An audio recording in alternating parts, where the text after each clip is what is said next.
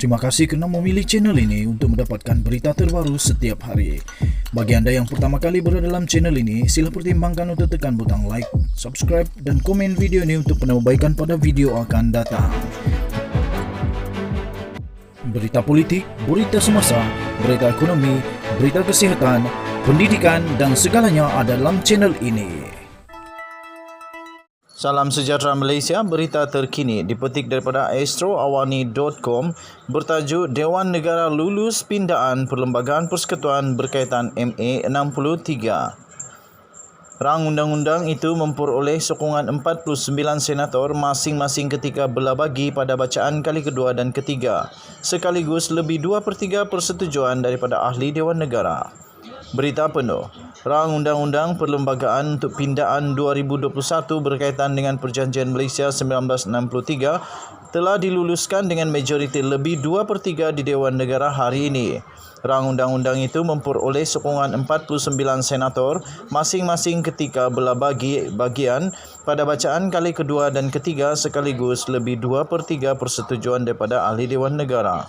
Yang di-Pertua Dewan Negara Tan Sri Rais Yatim memaklumkan undi belah bahagian perlu dijalankan berikutan Perkara 159 Perlembagaan Persekutuan yang menetapkan pindaan rang undang-undang itu pada bacaan kali kedua dan ketiga memerlukan undi tidak kurang 2/3 daripada jumlah bilangan ahli Majlis Dewan Negara. Beliau berkata tiada ahli Dewan itu yang tidak menyokong rang undang-undang berkenaan selepas 2 kali undi belah bahagian dilakukan manakala 5 senator tidak hadir. Rang undang-undang itu telah diluluskan di Dewan Rakyat pada 14 Disember dengan majoriti lebih 2/3 persetujuan ahli Dewan Rakyat selepas memperoleh sokongan 200 ahli parlimen pada bacaan kali kedua dan 199 undi menyokong ketika belah bahagian pada bacaan kali ketiga. Terdahulu, Menteri di Jabatan Perdana Menteri Parlimen dan Undang-Undang Datuk Seri Dr. Wan Junaidi Tunku Jaafar ketika menggulung perbahasan rang undang-undang itu berkata amalan meraihkan Hari Malaysia pada 16 September hanya untuk Sabah dan Sarawak adalah kurang tepat. Sebaliknya, ia perlu diraihkan oleh semua negeri. Katanya, saya akan bawa perkara ini ke Kabinet untuk meminta supaya tiap-tiap negeri meraihkan hari itu, iaitu Hari Malaysia, di samping kita meraihkan Hari Kebangsaan pada 31 Ogos yang ada juga dalam perlembagaan, katanya. Seramai 8 ahli Dewan Negara terutamanya dari Sabah dan Sarawak mengambil bahagian dalam sesi perbahasan rang undang-undang itu. Sementara itu pada sidang media, Wan Junaidi berkata dengan kelulusan di peringkat Dewan Negara pada hari ini, maka pindaan perlembagaan yang berkaitan MA 63 telah diluluskan oleh Parlimen Malaysia dan kini menunggu perkenaan yang di-Pertuan Agong sebelum ia dilaksanakan mengikut undang-undang yang telah dipindah.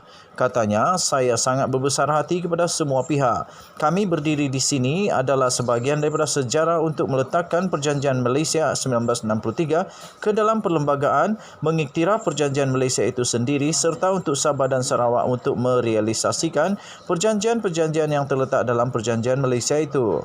Tambahnya, maka saya berterima kasih kepada ahli-ahli Dewan Negara dan Dewan Rakyat oleh kerana sokongan padu kepada rancangan kerajaan secara konsensus di pihak Sabah dan Sarawak dan juga Persekutuan untuk merealisasikan harapan dan impian rakyat Sabah dan Sarawak. Hari ini menjadi satu kenyataan, tidak ada halangan lagi, katanya. Pindaan Perlembagaan Persekutuan itu dibuat bagi mengukuhkan kedudukan Sabah dan Sarawak dalam Persekutuan Malaysia. Rang undang-undang itu antara lain memberi manfaat yang dapat menjelaskan kedudukan negeri Sabah dan Sarawak dalam Persekutuan selaras dengan Perjanjian Malaysia 1963, selain turut memberi pengiktirafan kepada perjanjian itu dalam Perlembagaan Persekutuan yang sebelum ini tiada rujukan dibuat Perlembagaan Persekutuan. Rang Undang-Undang Perlembagaan Pindaan 2021 melibatkan pindaan kepada nombor 1, peruntukan Fasal Kurungan 2, Perkara 1 Perlembagaan Persekutuan. Nombor 2, tafsiran kepada Federation di bawah Fasal 2, Perkara 160 Perlembagaan Persekutuan.